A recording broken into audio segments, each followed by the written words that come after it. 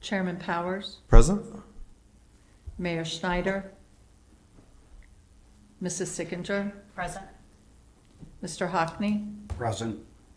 Mr. Sewer, Present. Moving on to item B, approve the agenda. I would want to offer for one amendment to clarify that item E1, old business, the ordinance text amendment to Part 11, also includes a public hearing component. You can see in the text there that it is noted that the public hearing is scheduled for September 6th, 2023, that's now, and that an affidavit was supplied to each of the members that this was published in advance for notification. So I would just move to specify that item E1 includes the public hearing. Do I have a second? Second that. Mrs. Town, would you please call the roll? Chairman Powers, Yes? Mrs. Sickinger, Yes. Mr. Hockney, Yes. Mr. Sewer. Yes. Motion Could I ask a passes. question though, just for Yes. clarification, since I am the newest? At a public hearing now for planning commission, do you first accept, do you swear people in, then allow people to speak for or against, close the public hearing, then vote? Is that, I mean, Yes, and then we okay. would have the Same discussion. So procedure then. item E1 would be the public hearing. We would open it, close it, and then we'll have the discussion amongst the Okay, thank you. commission members. Any other questions, comments? Moving on to item C, approval of minutes from the August 2nd, 2023 meeting. Do I have a motion? I move that we approve the meeting minutes Do I have a second? for, I'm sorry, August 2nd. Second. Mrs. Town, would you please call the roll? Chairman Powers, Yes. Mrs. Sickinger, Yes. Mr. Hockney, Yes. Mr. Sewer. Yes. Moving on to item D1, new business, short-term rentals. I would ask Mr. Skelly, who's prepared a memorandum, to kind of walk us through that briefly.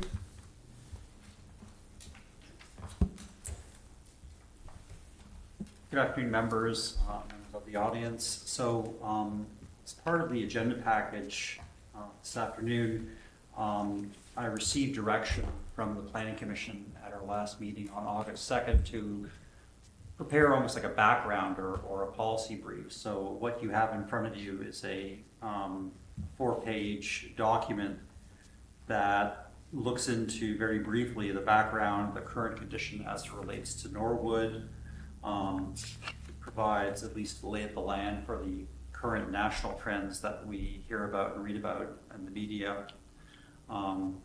It gets into kind of very high end, what are the pros, what are the cons. It then moves into what's happening at the state level. There was last year, the state legislature looking at, I wouldn't say preemption, but providing for at least some baseline regulations for how short-term rentals would be treated throughout the state. That piece of legislation did not go anywhere. It kind of, I guess, stalled in committee. I did reach out to the key proponent of that statute. It hasn't been, thank you. It hasn't been scheduled yet to be reintroduced. But at this point, definitely there's some interest. In addition to that, I did reference Cincinnati, and I do have some information that they used. In their case, they went through more of a licensing type of regulatory function. Covington was rather noteworthy, at least in terms of in the media, so I did include that. And beyond that, I just provided at least some initial thoughts. I don't want to kind of color or lead the Planning Commission meeting, but essentially what it boils down to, there's two main approaches for how the city could regulate these things. And basically it would be either through zoning or, kind of a building licensing approach and registration, or a combination of both. So that's really it. So at this point, You have the document. I'm happy to take any questions. It's probably the first time you're seeing this. If there's anything else I can provide or additional research as we kind of start, going through the weeds. I did bring in the document, there's noted with regards to potentially how many do we actually have within the city. So I've included that here so I could pass it around. And beyond that, I did download some general information from the American Planning Association and also printed out Cincinnati's and Covington's document. So at this point, I'm happy to take any initial questions. Otherwise, I provide the document for you guys to take a look at it. Then hopefully in future meetings we can discuss in more detail. Any questions for Mr. Skelly? I have a couple comments. Is now a good time? Please. Number one, thank you, Mike. It was very, very well done. And I think it helped me at least understand where we're at. I did not realize, and I did go through and read, bed and breakfast, we do have a very detailed description about what a bed and breakfast inn is. The key word in that for me, and it's one of my major concerns with the short-term rentals, the way our zoning code is written, it's owner-occupied. Correct. And to me, that takes care of a lot of my issues, because the issues with short-term rentals are there's nobody to call when there's bad things happening. So all of a sudden, you got to utilize the city's resources, and it just doesn't make any sense. So anyway, I appreciated that, and that's already in our code.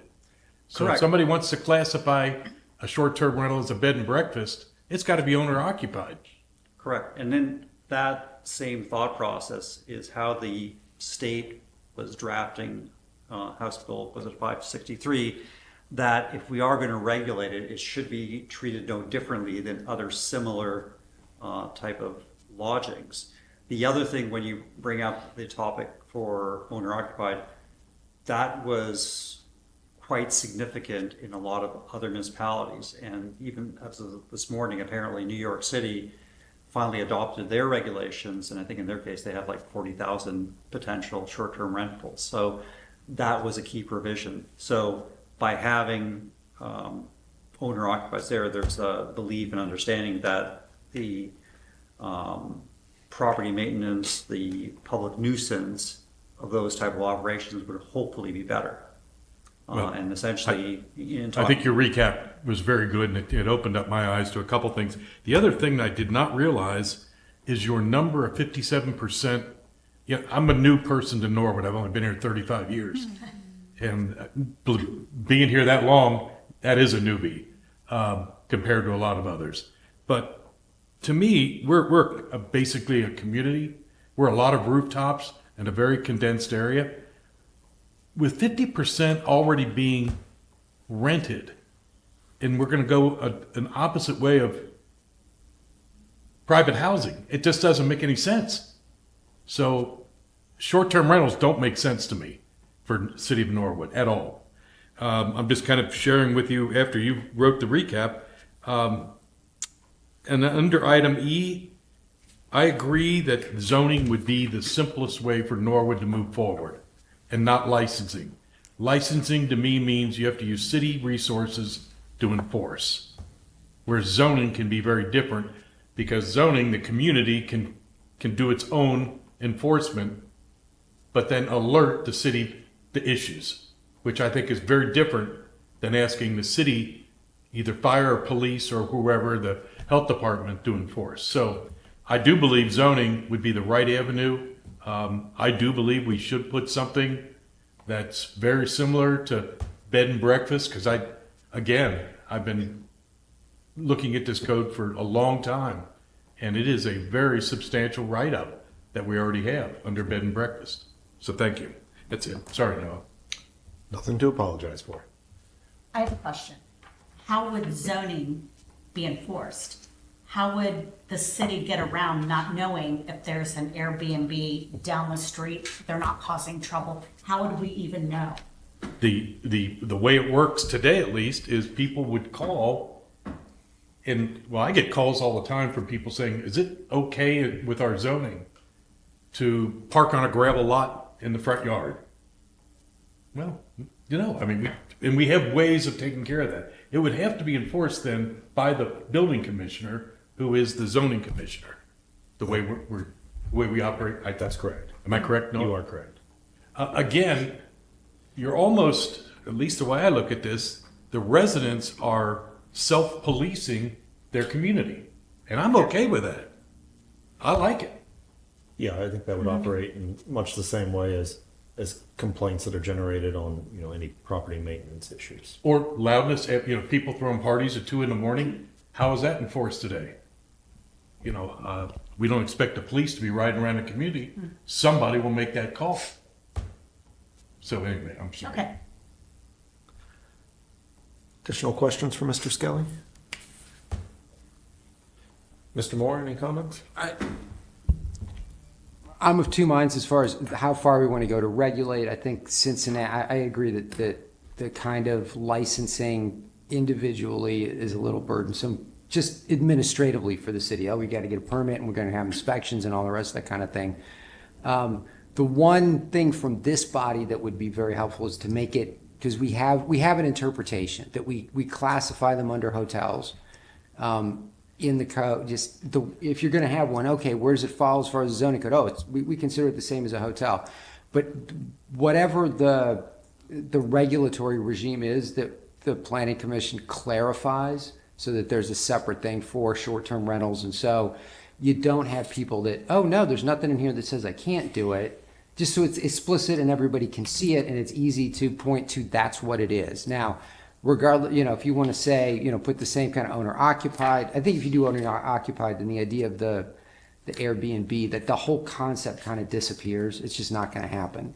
Because most of these they seem to be investment properties that I'm going to treat it like a hotel or a motel. And that's the way the property is used if it's listed on Airbnb and one of these kinds of things is nobody, the people that own it don't live there.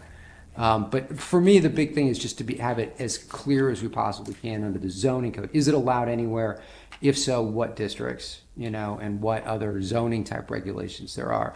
As far as the other kind of regulations, I don't know. It probably makes sense to go to send it in the Housing Committee or the Law and Ordinance Committee on Council to see if they want to do something. If the Planning Commission is, well, even before the Planning Commission makes a decision, because you don't want to decide, hey, we're going to do this, and then have it go to Council and they say, yeah, no, we didn't know what you were thinking about this. This is kind of stupid. We disagree. But I think it makes sense to put it in one of the committees as far as some of the things that other communities are doing to determine what council might want to do as well. If that was the avenue we wanted to pursue, what would be the mechanics of us requesting a council subcommittee to address that? Mr. Skelly or I could send, or you could send something to council saying, hey, we'd like to have a letter to council saying, hey, can you please put this into the Housing Committee to talk about? We've got Mr. Skelly's nice little recap of kind of the options and the currently where we are to discuss. And if you wanted to toss in, well, the Planning Commission's kind of thinking this along these lines, then toss that into would be the way to do it to get the discussion started. Oh, the one other thing is that if they are going to be allowed in Norwood, we need to amend the tax code, which is something I've kind of been meaning to do, but I haven't done it. To suggest that it be included within the hotel tax. So we collect the 3% room rate the same way we do on hotels. Mr. Moore, I've looked around at some of the codes of some of our neighboring jurisdictions, and I have seen some of them put this through like a business regulation and just ban it in that method. Do you have concerns about that, if that was something that was interesting to council or the Planning Commission to explore? I think that would be outside of Planning Commission's purview. And Planning Commission could just ban it on that there's no place in Norwood where you can have that, or put it in M1, for example, only allowed in M1 kind of thing. But if that's what the powers that be, if that's what council, the administration, Planning Commission want to do, I don't really have a problem with it one way or the other. We don't have a lot of them. There have been a few that have been, compared to some communities, given the fact we're 50% rental, the fact that only 10, 15, 20 of 5,000 units, 6,000 units are being advertised as Airbnb, on Airbnb and the other sites as available, and that kind of thing is kind of a surprise to me that there aren't more of them. We've had some that have not been a problem. We've had some that certainly have been and have evolved into kind of a party house. But in the grand scheme of things, not really as bad as the stuff in South Norwood dealing with the university, some of those houses. So I don't, whichever the policymakers want to do, I don't really have a strong feeling one way or the other. I think that if we are going to allow them anywhere, then we want to tax them. And I think Cincinnati's got some things where they'd have to register under the tax code the way hotels do. But to have included in the registration maybe a statement or an agreement like Cincinnati says, you are promising that, hey, we are in compliance with all applicable building, health, fire, safety codes. And if it turns out that they're not at some point, then we can pull that and not allow them. But something relatively simple, if we're going to regulate it, just on an administrative basis, because it's, there's only so many people that work in this building. Absolutely. Sense from the commission, what direction we would like to go in? This is really for Keith. After listening to your response to Noah, are you recommending that the planning commission be a little bit more specific with a recommendation to council? Because it seems like if you throw this out as an open, what do you think?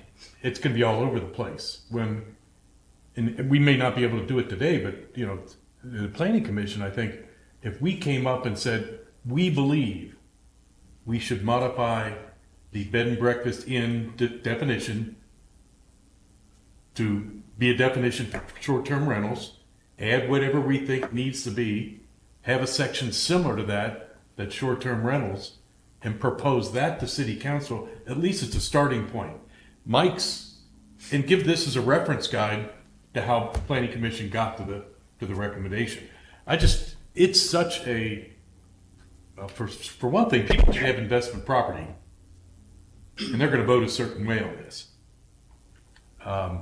The other thing, to answer your question about you were surprised to see limited amount, I happen to live on a street that has an Airbnb, and it's not registered underneath Cincinnati or Norwood. It's registered under Cincinnati. So if you click on Norwood, it doesn't come up. If you click on Cincinnati, it comes up. So there's a lot of games going on, and it's because exactly what you said. We're not specific. So I guess whatever the recommendation is, I think that Mike's got a great start. I don't think it would take too long if we had a decision among us, and maybe we don't. Maybe we're totally 5 different opinions. So I don't know. Mike, Well, I guess through the chair, at least, I think from the discussion that's been occurring, I think just from, my time in it for safety service director of the law department, if there's something tangible that we can at least present to the subcommittee of council, saying here's the preference for the planning commission, and they can look into that, I think that's probably a better policy development effort than, because this could go anywhere, and there might be completely 180 different opinions from council. And as you said, people have investment property, whether they rent it out, whether it's potentially even used right now as Airbnb, we just don't know. But obviously, when you're talking about people's livelihoods, the fact that you already mentioned we're a predominantly rental community already, there's a lot of kind of thorny sub-issues to this. So at least I think there's benefit giving council and this, first of all, subcommittee, something more specific to kind of ruminate on. So, Mike, can you remind me what zones bed and breakfast is limited to? I believe it's just the R3, but let me just check quickly.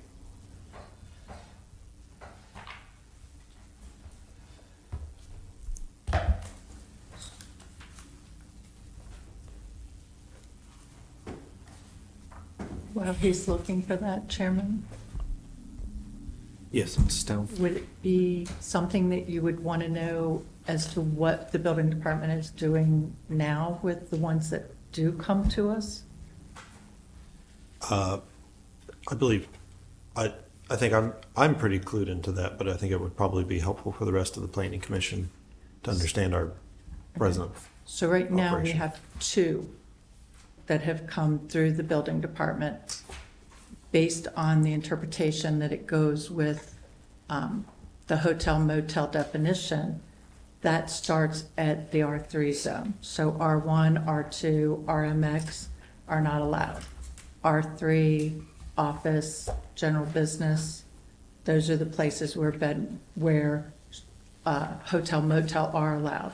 And we're treating them as a change of use, just like you would if somebody were to come up and say, we want to take this building and take it from retail and now make it into a hotel or a motel, because that's what we're looking at it as, that definition. So they go through the change of use, they supply us with the application, a site plan, a floor plan, and how the rooms are used. And the two that have applied have been approved. Mark goes out, does an inspection. He looks for life safety issues, minimum life safety issues. He's looking to make sure that, it is what they told us it is, that there's not a room that they've got a bed in that you have to go through to get to whatever. He's making sure there's smoke detectors, carbon monoxide detector kind of things. And then we're issuing it. We have two legal ones. So, Those owner occupied, the two that came through or not? These are short-term rentals, not bed and breakfast. So no, they are not owner occupied. So they're not. Okay. Thank So- you. okay, sorry. So I was wrong. The bed and breakfasts right now are permitted as a conditional use under R1, R2, R3, and the RMX. And then they're also permitted by right under the neighborhood business district and then also the general business district. Okay, interesting. Thank you.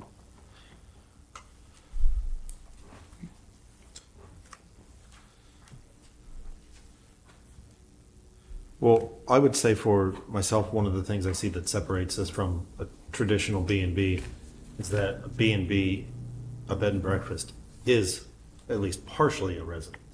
The Airbnb is a purely business operation. For that reason, I would not be a proponent of allowing them in any of our residential zones. I think most people who live in a residence do not want that kind of structure next to us uncontrolled, and that's what it is. It's uncontrolled.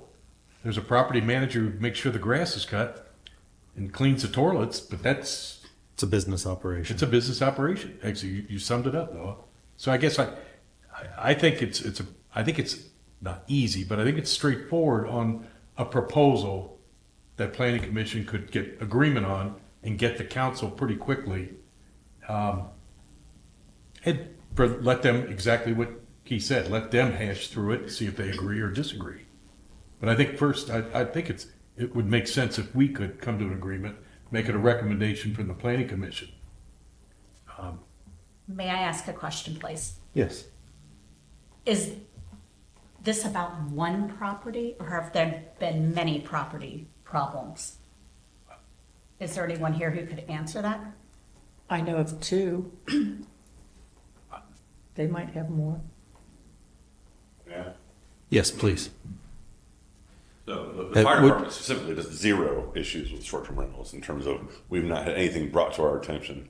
Typically, what we see in our experience is that short-term rentals are generally well taken care of because people who rent those don't want to rent a crappy piece, to stay in, right? So generally speaking, they're upkept. We don't have much experience with them. Our general experience more is with the college housing that we deal with. But short-term rentals, I don't.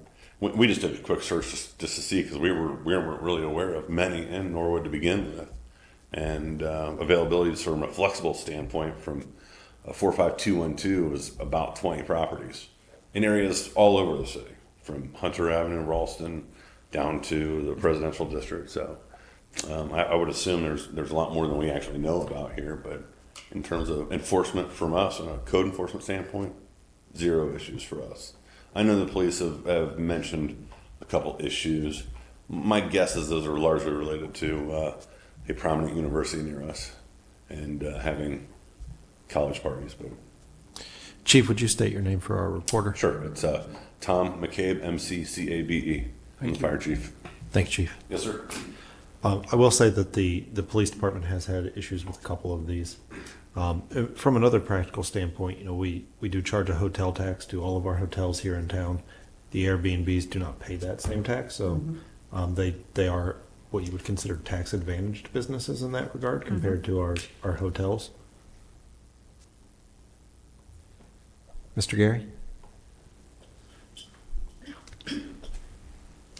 I'm Tim Gary, it's Garry Jr., and I'm the Assistant Law Director.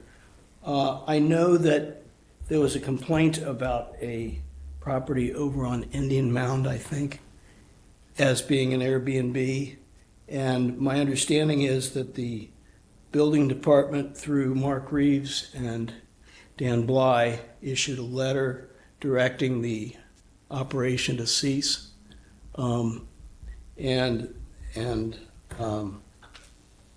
addition, there's a provision in the codified ordinances 509.08, which governs disorderly houses, and allows the police chief to find that a place is a disorderly house, that is, it's, loud parties or what have you, and the chief can then send a letter to the owner saying, please desist, or please stop from operating one of these places, and then the owner can be charged criminally. And that's been done before. And sometimes just the letter causes the activity to cease. But anyway, I just wanted to let the Planning Commission know that does that. I mean, you can approach it from a zoning compliance standpoint or from a criminal behavior standpoint, or both. Thank you, Mr. Right. Gary. Thank you. Any other thoughts, proposals? Mr. Moore? Thank you. And in response to what Mr. Sewer is suggesting, we want to ban them from all residential areas. The other question that I would ask is whether they're also going to be, whether they're going to be allowed in commercial areas, whether they're going to be allowed in apartment, multi-unit apartments. We've gotten some requests. I know the city's gotten some requests. Hey, I'm going to get this apartment, or condo, and I want to use it as an Airbnb. Is that okay? And so just to clarify, if it's just single family, 2-family housing, that we want to keep it out of that, or those kinds of neighborhoods, or whether also within commercial districts where there are apartment buildings. I just wanted to ask that be included in whatever, if that's where the planning commission is going to go. Thank you.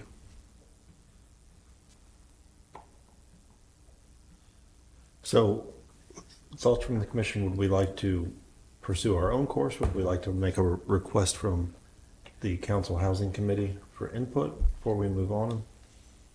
And if we want to go that route, what is the question we would like to put to them? And I'll draft a letter to that effect if that's the route we'd like to go.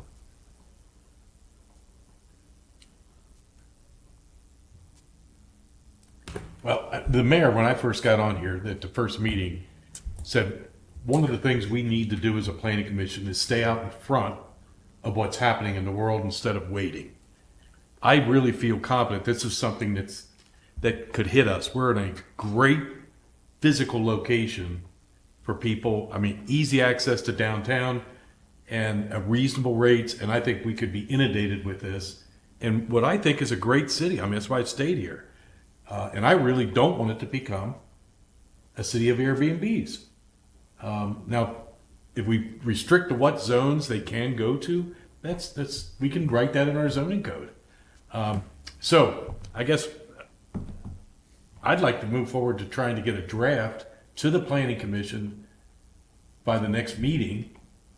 A draft that we could tear apart, whatever, and try to get something that we could then send on to council as a proposal. I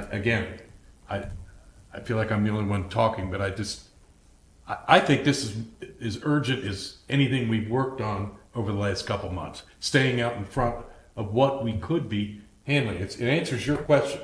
I don't think we're dying today because of it. But I think it is something that could change the way people look at this city. Because I do think of it as a city of communities. Anyway, I would- I'll get off my soapbox. I would agree with you. I think putting together something that's a little more specific to ask council from rather than, hey, what's your feeling?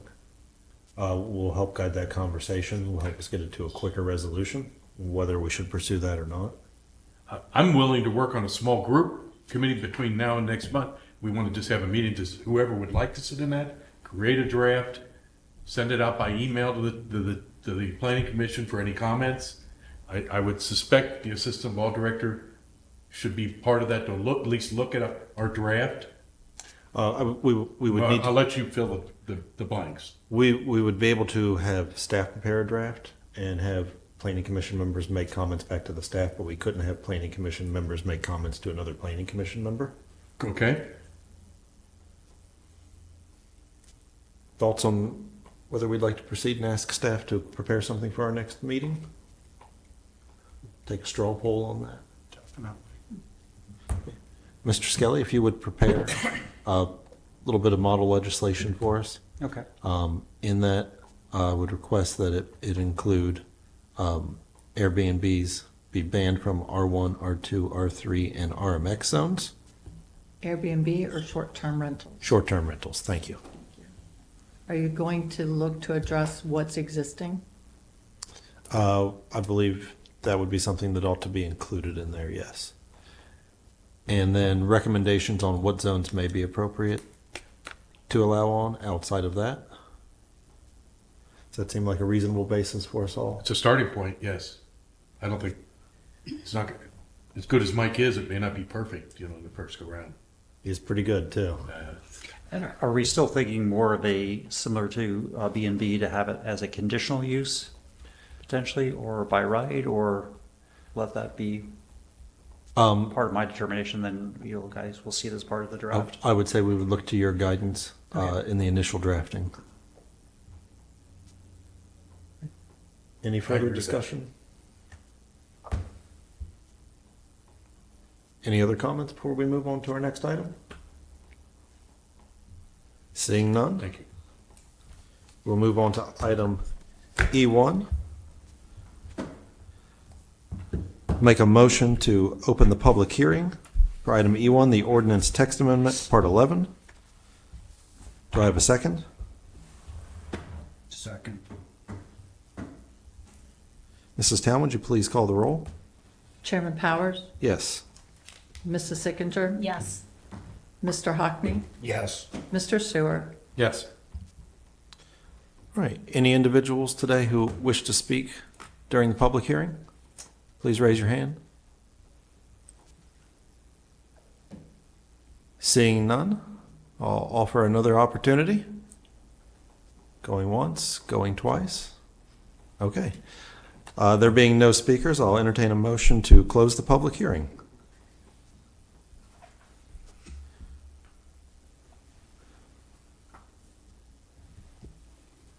I'll make the motion to close the public hearing. Do I have a second? I'll second that. Mrs. Town, would you please call the roll? Chairman Powers? Yes. Mrs. Sickinger? Yes. Mr. Hockney? Yes. Mr. Sewer? Yes. Now open item E1 for discussion amongst the Planning Commission members.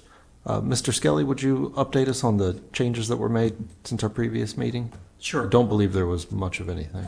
Correct. So the version that you see today in front of you, dated August the 3rd, is essentially includes the two changes that we discussed at the last meeting, which were brought up essentially. You can see it on page 2, section 2, dealing with multifamily uses within the R3 zone, and then also under page 5, item 16, dealing with revisions that were discussed at the last meeting for the proposed row house, townhouse, essentially the new use. So essentially, in that case, they would have the virtually identical provisions as the regular R3. The only new provision, again, it's quite minor, located on page 2, section 3, staff discussed the benefit when we deal with our chapter 1111 that includes all the legal definitions that we have in the zoning ordinance, as opposed to having each separate definition have its own unique identifier, numeric identifier. That entire section will include alphabetically all the uses. So instead of having some 141, 145 unique identifier numbers, it'll just be one chapter and include all the definitions alphabetically. The reason, I guess, being that aside from just the text, sometimes it's confusing. We add additional definitions, it changes over time. And more importantly, if it's cross-referenced in the regular body of the text, then it's problematic because you have to go back and insert and make readjustments to that. So it simplifies part of the administration for the ordinance, which was one of the kind of guiding goals that we had from the get-go a couple of years ago. But otherwise, the rest of the document is pretty much identical to what you saw at the last meeting. I'll make one comment on top of that, being that section 2 on page 2, I would classify that as correcting a Scrivener's error rather than being a real change to the ordinance. I'd agree, correct. Sorry, correcting a what? Scrivener's error? Scrivener's error. It's a fancy way to say typo. Thank you. Any questions or comments? I know we have talked about this for a number of months now. Mike, page 5, you said there was modification, and I'm sorry, did you highlight it in yellow? I mean, Sure. So in which section? That's yeah, section 16. So you have a 3-row chart. The middle row for the R3, there's no changes there. That's what's in place right now. Introducing row houses and townhouses as part of the R3, we had a discussion at the last meeting that when it came to front yard setbacks, rear yard setbacks, the prior draft deviated a bit from that. okay. Through discussions with members, they at least. So it's really that line is the only modification. on the Correct, page. Okay. yeah. Thank you. Any other questions or comments?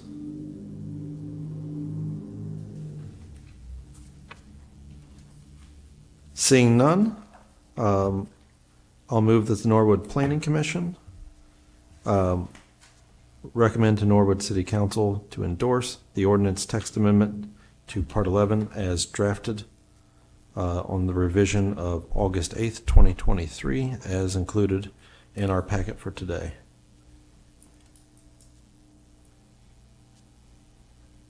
Do I have a second? I'll second that. Mrs. Town, would you please call the roll? Chairman Powers, Yes. Mrs. Sickinger, Yes. Mr. Hockney, Yes. Mr. Sewer. Yes. Okay, thank you, Mr. Skelly, for your great work on this. I appreciate that. Appreciate it, thanks. Last item is to excuse our absent member. Do I have a motion to excuse Mayor Schneider? So moved. Do I have a second? Second. Mrs. Town, would you please call the roll? Chairman Powers, Yes. Mrs. Sickinger, Yes. Mr. Hockney, Yes. Mr. Sewer. Yes. Final item, do I have a motion for adjournment? So moved. Do I have a second? I'll second the motion. Mrs. Town, would you please call the roll? Chairman Powers, Yes. Mrs. Sickinger, Yes. Mr. Hockney, Yes. Mr. Sewer. Yes. Thank you all for your time today.